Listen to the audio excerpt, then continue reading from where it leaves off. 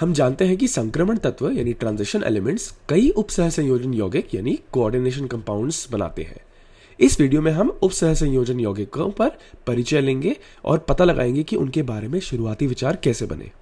उपसह संयोजन यौगिक प्रकृति में हर जगह पाए जाते हैं।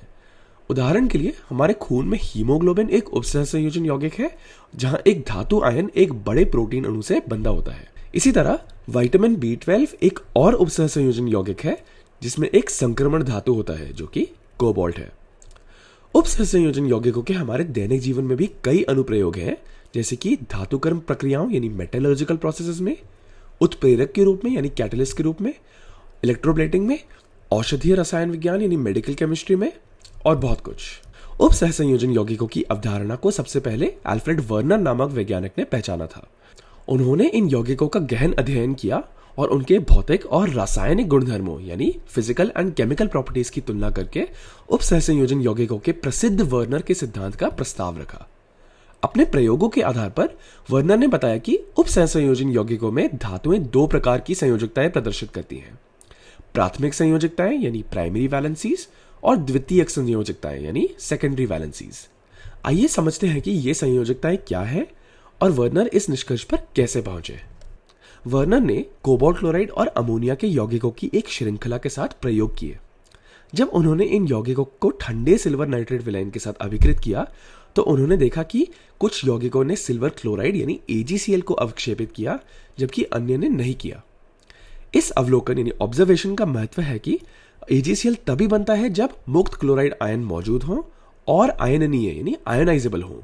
इसका मतलब है कि कोबाल्ट क्लोराइड और अमोनिया के कुछ यौगिकों में आयननीय क्लोराइड आयन थे जो AgCl के रूप में अवक्षेपित हुए, जबकि अन्य नहीं हुए। उदाहरण के लिए जब COCl3.6NH3 यौगिक जो पीले रंग का होता है उसके एक मोल को ठंडे सिल्वर नाइट्रेट विलायन के आधिक्य यानी एक्सेस के साथ अभिकृत कराया गया तो AgCl के 3 मोल अवक्षेपित हुए। लेकिन जब COCl3.5NH3 के एक मोल को उसी विलायन के साथ अभिकृत कराया गया तो AgCl के केवल 2 मोल अवक्षेपित हुए। इसी तरह COCl3.4NH3 जो हरे रंग का होता है उसके एक मोल के साथ AgCl का केवल 1 मोल अवक्षेपित हुआ। इन यौगिकों पर किए गए चालकता यानी कंडक्टिविटी अध्ययनों ने भी इन निष्कर्षों का समर्थन किया। इन प्रयोगों के आधार पर वर्नर ने इन कोबाल्ट संकुलों यानी कोबाल्ट कॉम्प्लेक्सेस के लिए निम्नलिखित सूत्र प्रस्तावित किए। CONH3 3+ 3Cl- जो कि 1:3 विद्युत अपघट्य यानी 1:3 इलेक्ट्रोलाइट के अनुरूप है, और उसी प्रकार हमारे पास है CONH3 5Cl और 2Cl- और CONH3 4Cl2 और 1Cl-, और इन दोनों की विलयन चालकताएं यानी सोल्यूशन कंडक्टिविटीज 1:2 विद्युत अपघट्य और 1:1 विद्युत अपघट्य के अनुरूप है। इन अध्ययनों से वर्नर ने निष्कर्ष निकाला कि उपसह संयोजन यौगिकों में धातुएं दो प्रकार की संयोजकता प्रदर्शित करती हैं। पहली प्राथमिक संयोजकता, ये आयननीय संयोजकताएं यानी आयोनाइजेबल वैलेंसीज है जो केंद्रीय धातु परमाणु पर आवेश के अनुरूप होती हैं। क्लोराइड आयन जो AgCl के रूप में अवक्षेपित होते हैं प्राथमिक संयोजकता के माध्यम से धातु से जुड़े होते हैं। दूसरी है द्वितीयक संयोजकता, ये अनआयननीय संयोजकताएं यानी नॉन आयोनाइजेबल वैलेंसीज हैं जहां परमाणु या समूह जिन्हें लिगंड कहा जाता है सीधे केंद्रीय धातु परमाणु से बंधे होते हैं। ये लिगंड धातु के साथ एक एकल इकाई यानी एक सिंगल एंटिटी बनाते हैं और प्रायोगिक परिस्थितियों में यानी एक्सपेरिमेंटल कंडीशंस में अलग नहीं होते हैं। उदाहरण के लिए यौगिक CONH3 में सभी 3 क्लोराइड आयन वर्गाकार कोष्ठकों यानी स्क्वायर ब्रैकेट्स के बाहर है और आयननीय यानी आयोनाइजेबल है क्योंकि ये प्राथमिक संयोजकता से बंधे हैं। 6 अमोनिया अणु वर्गाकार कोष्ठकों के अंदर है और द्वितीयक संयोजकता के माध्यम से कोबाल्ट आयन से बंधे हैं। अब इस दूसरे यौगिक में एक क्लोराइड आयन वर्गाकार कोष्ठकों के भीतर है और इसलिए द्वितीयक संयोजकता के माध्यम से बंधा है, और 2 क्लोराइड आयन बाहर हैं जो कि प्राथमिक संयोजकता से जुड़े हैं। इसी तरह इस तीसरे में जहां हमारे पास CONH3 4 और Cl2 है, यहां 2 क्लोराइड आयन वर्गाकार कोष्ठकों के भीतर है और केवल 1 क्लोराइड आयन बाहर है। वर्नर ने यह भी देखा कि इन उपसह संयोजन यौगिकों में कोबाल्ट धातु की निश्चित द्वितीयक संयोजकता 6 थी। उदाहरण के लिए कोबाल्ट 6 अमोनिया अणुओं, 5 अमोनिया अणुओं और 1 क्लोराइड आयन, या 4 अमोनिया अणुओं और 2 क्लोराइड आयनों के साथ बंध सकता है, हमेशा 6 की द्वितीयक संयोजकता बनाए रखते हुए। अब आइए वर्नर के सिद्धांत के मुख्य अभिधारणाओं यानी पोस्टुलेट्स पर नजर डालें जो उन्होंने इन प्रयोगों के आधार पर तैयार किए थे।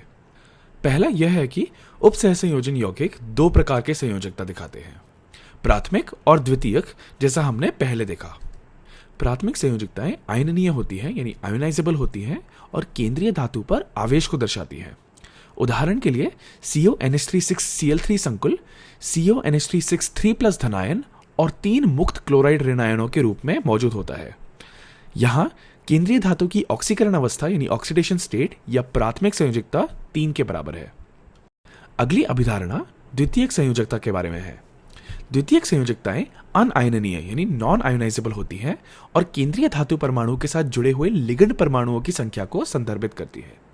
वर्नर के सिद्धांत ने समन्वय संख्या यानी कोऑर्डिनेशन नंबर की अवधारणा भी पेश की, जो द्वितीयक संयोजकता के माध्यम से केंद्रीय धातु परमाणु से सीधे बंधे परमाणुओं या समूहों की संख्या को संदर्भित करती है। यौगिक CONH3 में समन्वय संख्या 6 है, जो 6 अमोनिया अणुओं के अनुरूप है।